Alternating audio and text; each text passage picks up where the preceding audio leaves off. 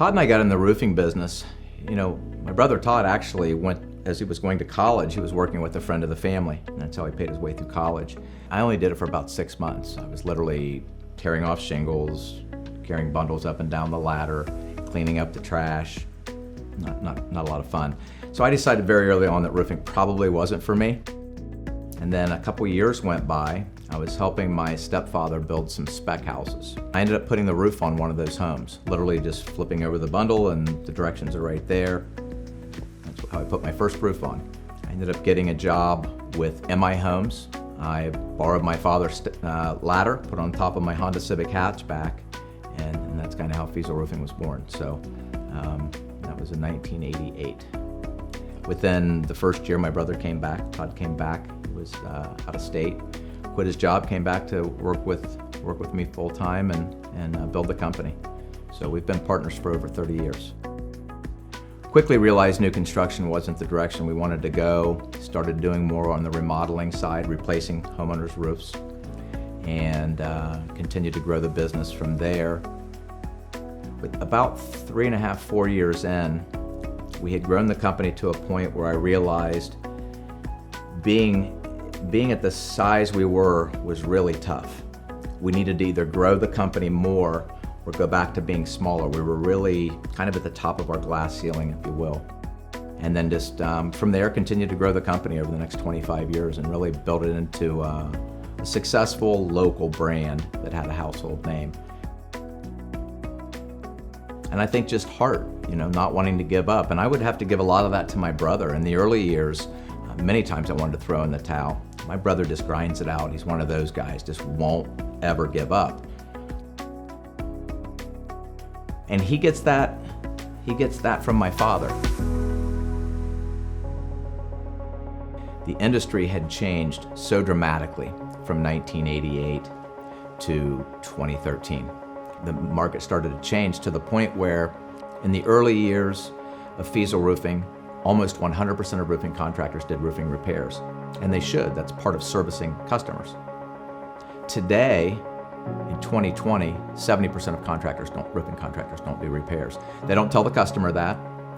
They want to use that as a way to come out to the home and then try to convince you to buy a new roof, even if your roof doesn't need replaced for another 5 or 6 years. All while that was happening, the roofing manufacturers started to repackage their product, and what was called a 25 became called they changed it to a 30, and then to a 40, then to a 50, and many of the manufacturers today call it a lifetime product that weighs 1/3 less than the old 30-year product back in the 80s and early 90s. So now the consumers, in my opinion, is getting ripped off. They think they're buying one thing and they're really getting another. These roofs are failing in 10, 15, 20 years. So we started to see staining happening at 10 and 15 years. And then you started seeing it happen at 7 and 8 years. Today we see roofs in neighborhoods that were built 3 and 4 years ago starting to get streaks, which is an indication of even less asphalt and more crushed limestone. So the industry's only gotten worse, not better.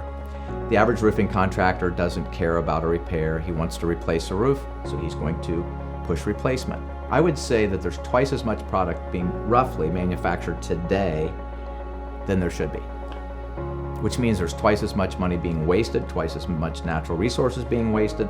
Landfills are filling up twice as quick with construction debris. I wasn't happy to wake up every day and go to work. I didn't feel good about what we were doing. I didn't feel good about the industry. And 25 years is a long time to do anything. And that's, those are part of the reasons. There's a number of reasons, but that's part of the reason that we wanted out of the industry. We didn't feel good about it. It had gone from bad to worse. And so it just didn't make sense anymore. We wanted out. Ultimately, we had the opportunity to sell the company. We took that opportunity. We were excited to take that opportunity. Didn't know I would jump back in the roofing business. Then we started getting this whole idea of how can we extend the life of roofs. And we had talked about that back when we owned Feazel Roofing. What we were missing was the ability to increase the life of the asphalt shingle. And that's kind of how Roof Maxx was born and all of that happened. We partnered with the Soybean Council, and then Ohio State University's been involved with a lot of the testing of the technology. So some really world-class partners we've brought together. I don't believe that Mike and Todd Feazel two roofers from Columbus, Ohio would have figured this out on their own. But collectively, with our understanding of roofing and their understanding of bio-based technologies, it was a really perfect marriage. Roof Maxx made sense because it's an all-natural product. It penetrates down into the shingles, and it just restores the oils. Overspray isn't an issue. It's down in the shingles within 30 minutes. It's much more cost-effective to do it. The labor force can be very unskilled. It's very easy to train somebody to apply Roof Maxx. The product does the work. It's really not. You don't need quality labor to install Roof Maxx. You really need highly skilled labor to install a quality roof system. So the dynamic is much different. The great thing about Roof Maxx is that it's a repetitive process.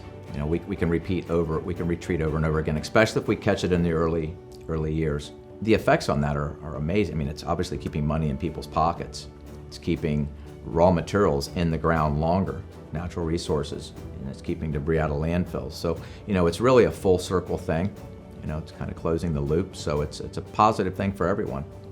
Bringing Roof Maxx into the market is such a different experience than the roof replacement business. It's completely 180.